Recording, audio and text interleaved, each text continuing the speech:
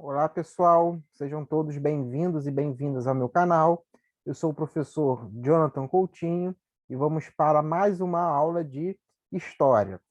No caso de hoje, nós vamos falar um pouquinho sobre a crise do Império Brasileiro e a proclamação da República, de forma bem resumida, bem acessível, para vocês que estão estudando em casa ou mesmo querem conhecer, saber um pouquinho mais sobre a história do Brasil. Tudo bem? Eu vou compartilhar com vocês aqui uns slides para ajudar na explicação.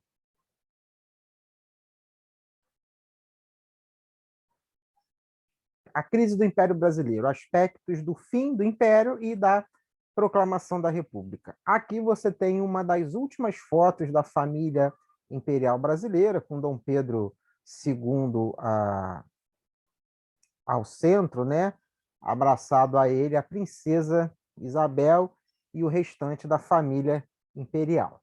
Bom, primeiro a gente precisa entender que desde a década de 1870, principalmente, o Império Brasileiro vem passando por algumas crises, por alguns elementos de crise que lá em 1889 vão desembocar com o fim do Império, com o fim do Segundo Reinado Brasileiro e a própria proclamação da República. Aqui tem listado alguns desses elementos de crise e de desagregação do Império. Primeiro é a Guerra do Paraguai, ocorrida entre 1864 e 1870, que eleva a influência e a participação dos militares na política. Até então, os militares eram uma força sem nem muita organização, era uma força não profissional e que ganham destaque justamente com a boa vitória que o Brasil tem na Guerra do Paraguai.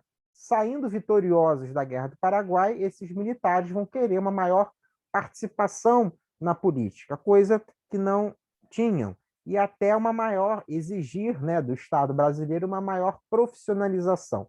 Isso vai começar a ser um elemento de crise, até porque, isso vai ficar muito bem ilustrado, serão os próprios militares que vão proclamar a República a partir de um golpe, no dia 15 de novembro de 1889. Depois, um elemento importante é o surgimento dos partidos republicanos, né, configurados principalmente em 1870 com a divulgação do Manifesto Republicano. Então, as ideias de uma república já circulam no Brasil desde a década de 1870, o que é muito importante. Muito inspirados, aí vem o terceiro ponto, pelas ideias do positivismo, difundido por Auguste Comte, na França. Essas ideias positivistas pregam um Estado técnico, um Estado governado pela técnica, pela razão, e, enfim, isso inspira muito os militares a quererem participar mais da política. Daí vem dois pontos importantes, um ponto importante, primeiro, que é a questão militar, que é justamente essa tentativa dos militares de querer participar mais da política. Outro ponto de crise importante é a questão religiosa, a chamada questão religiosa, que é o conflito existente entre Dom Pedro II, que era o chefe da Igreja Católica no Brasil, e o próprio Papa, que procura interferir na religiosidade católica no Brasil, a despeito do chefe dessa mesma igreja no Brasil ser Dom Pedro II, ser o imperador. Isso causa alguns atritos que vai desgastar a relação dos religiosos e dos mais fiéis com Dom Pedro II. É um tema importantíssimo.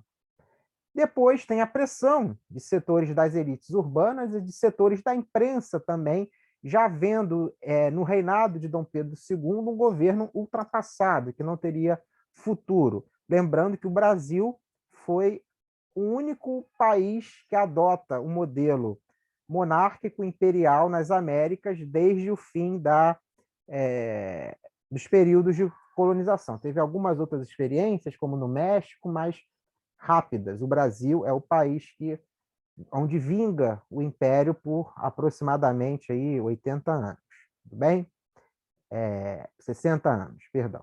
Depois temos a abolição da escravidão, em 1888, no dia 13 de maio de 1888, a princesa Isabel abole a escravidão, e ao abolir a escravidão, o Império Brasileiro acaba perdendo um dos seus pilares fundamentais, que era a escravidão. Vários senhores de engenho vão retirar o seu apoio ao Império, já que não concordam com a liberdade dos escravos. E isso é um ponto fundamental. Não é coincidência que, pouco mais de um ano depois acabada a escravidão, também acaba o Império no Brasil.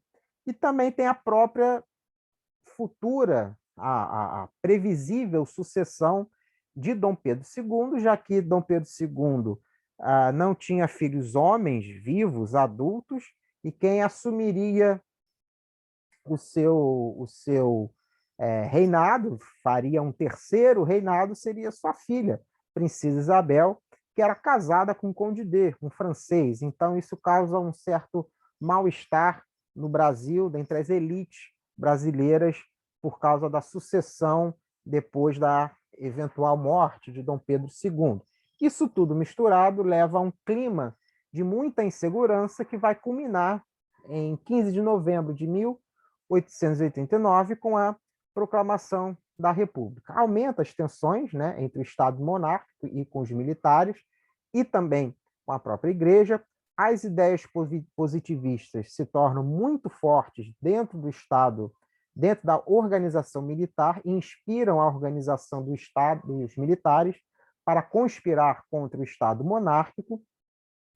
E, a partir sobre a liderança do Marechal Deodoro da Fonseca, vocês têm uma imagem aí ilustrativa desse momento da proclamação da República, no atual Campo de Santana, no centro do Rio de Janeiro, aonde os militares destituem Dom Pedro II e a família real, que tem que fugir às pressas do Brasil, e proclama-se a República e o fim do Império. Interessante notar, por fim, que a República foi proclamada pelas elites militares, pelas elites políticas, não houve nenhum tipo de participação popular. Segundo um jornal da época, o povo assistiu tudo bestializado, ou seja, o público, o povo, não sabia o que se passava direito, achavam que era um desfile militar, toda aquela movimentação no Campo de Santana, não acreditavam que aquilo era uma mudança. Então, o povo,